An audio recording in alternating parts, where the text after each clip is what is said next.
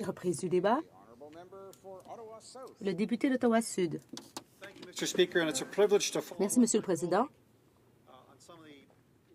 C'est un privilège pour moi de prendre la parole après mon collègue. Nous allons être saisis d'un projet de loi de retour au travail et je crois que c'est important de comprendre ce qui se passe. Et pour vous donner une mise en contexte, il faut comprendre que les Canadiens constatent que chaque fois qu'il y a une grève, nous avons affaire à un projet de loi de retour au travail. Mais, Monsieur le Président, le gouvernement fédéral a la responsabilité de bien agir dans les grands dossiers. Et parmi ces grands dossiers, il y a la sécurité ferroviaire. La sécurité ferroviaire est en piètre état à notre époque, aujourd'hui, au Canada. Nous avons constaté une hausse des incidents. Et, Monsieur le Président, si chaque pipeline bâti au Canada pour transporter des hydrocarbures vers le sud, vers l'est, vers l'ouest, et donc, si chacun de ces pipelines était employé à capacité maximale, d'après les projections actuelles, pour 2014, il y aurait 1 million de barils par jour qui ne pourraient être transportés par les pipelines et qui devraient être transportés par voie ferroviaire. Donc, le gouvernement dit que c'est une question d'économie exclusivement, que cela a trait à notre réputation internationale. Mais lorsque la ministre a dit cela, elle ne disait la vérité qu'en partie. Il y a d'autres facteurs sous-jacents, Monsieur le Président. Bon, bien sûr, c'est en grande partie une question de négociation syndicale et aussi le droit aux négociations syndicales. Nous le savons tous. Mais je crois qu'à titre de vice-président du Comité permanent des transports et à titre de personne qui a suivi de près le dossier de la sécurité ferroviaire au cours des 2 dernières années, je dois dire que j'estime que notre gouvernement essaie de soulever des arguments différents de ceux qui priment lorsqu'il s'agit de ce conflit. Le principal problème, c'est la sécurité ferroviaire. La ministre essaie de nous distraire en abordant d'autres facteurs et elle essaie de détourner l'attention des échecs du gouvernement lorsqu'il s'agit de la sécurité ferroviaire. Nous avons reçu en comité les chefs de CN, CP, les chefs du syndicat des Teamsters et d'autres intervenants et ils ont tous dit la même chose. Ils veulent une sécurité accrue dans notre système ferroviaire. Ils sont tous d'accord à ce sujet. Ils veulent tous que la sécurité soit améliorée, et ce, unanimement. Or, notre pays est confronté à un problème. Nous avons eu 5 ministres des Transports en 8 ans. 5 ministres en 8 ans. Ce n'est pas sérieux. Comment se fait-il que le ministre qui est saisi de l'une des responsabilités les plus fondamentales au pays, c'est-à-dire les transports, comment ce ministre peut-il s'acquitter de ses fonctions si il y a des promotions, démotions et remaniements? Alors là, c'est l'un des problèmes auxquels nous sommes confrontés. Nous avons eu une succession de ministres qui s'occupent de ce dossier, mais de façon passagère seulement. Il s'agit d'un dossier qui a trait à la sécurité et je crois que cela mine la sécurité. En ne s'attaquant pas à ce problème grave que constitue le repos qui doit être accordé aux conducteurs de train, eh bien, le gouvernement n'a pas empêché cette grève. Ce n'est pas la faute de la direction, ce n'est pas la faute du syndicat.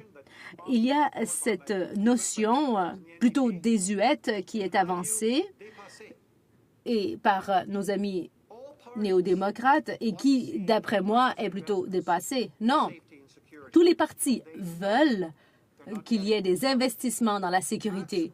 Et nous savons Et ils le savent aussi que le gouvernement n'a pas investi dans la sécurité. Et voilà pourquoi le gouvernement se dépêche de faire adopter cette loi. Cette loi vise à cacher le fait que le gouvernement ne s'est pas attaqué aux problèmes sous-jacents. Nos employés du milieu des chemins de fer et les Canadiens voient leur sécurité en péril. Monsieur le Président, c'est la responsabilité du gouvernement. Le gouvernement doit s'acquitter de cette responsabilité. Ce n'est pas la responsabilité des entreprises de chemin de fer ou des syndicats. Non, c'est la responsabilité du gouvernement que d'établir des normes sur les périodes de repos qui doivent être accordées aux cheminots, de sorte que les chemins de fer et les collectivités canadiennes soient sûrs. On ne peut pas mettre ce problème sous le tapis et essayer de l'ignorer. On ne peut pas affirmer que c'est un problème qui a trait à des différends qui ne peuvent être réglés, comme la ministre l'a dit. La ministre du Travail devrait parler à la ministre des Transports. Comme ça, elle comprendrait pourquoi, au cours des 6 dernières années, le gouvernement a eu des entretiens avec les représentants syndicaux, la direction, des groupes consultatifs, etc. Depuis tout ce temps, il y a eu des problèmes de sécurité qui ont été soulevés par ces partis. Ce n'est pas surprenant. Ils savaient qu'il y avait un problème et ils savaient que cette grève s'en venait. La ministre dit qu'il s'agit d'un différend sur des négociations syndicales entre deux partis. Oui, c'est vrai. Mais il y a d'autres syndicats qui sont arrivés à une entente Unifor et il y a aussi la conférence ferroviaire de Teamsters Canada. Mais on ne peut réduire cette question à un différend entre la partie patronale et syndicale, tout simplement. Mais, Monsieur le Président, je ne suis pas le seul à le dire.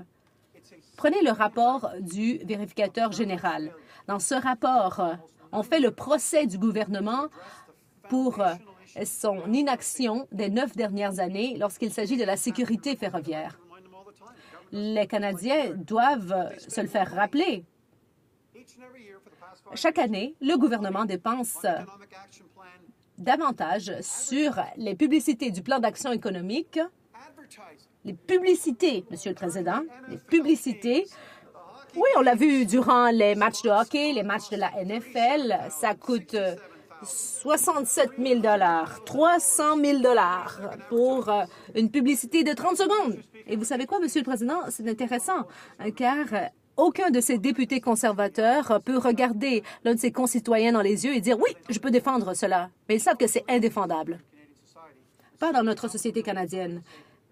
Pas selon les besoins de notre société canadienne et selon les besoins dans le milieu ferroviaire. On l'a dit à maintes reprises et à différents endroits, il y a de très graves problèmes. En voici un, Monsieur le Président. Au cours des 3 exercices financiers qui ont fait l'objet d'un examen par le vérificateur général, il n'y a eu que 25 du système de sécurité ferroviaire qui a vraiment bien fonctionné. Sur une période de 3 ans, Via Rail a transporté 4 millions de passagers par année et n'a fait l'objet d'aucune vérification. Ces faits sont indiscutables, Monsieur le Président. Par conséquent, nous ne pouvons appuyer cette réaction législative au problème. C'est une mascarade. On cherche à cacher qu'il y a des problèmes fondamentaux relatifs à la sécurité. Mais pour régler ce problème, cela prend de l'argent, des inspecteurs et des investissements. Le gouvernement a la responsabilité de bien faire les choses, Monsieur le Président. Et la sécurité ferroviaire, c'est une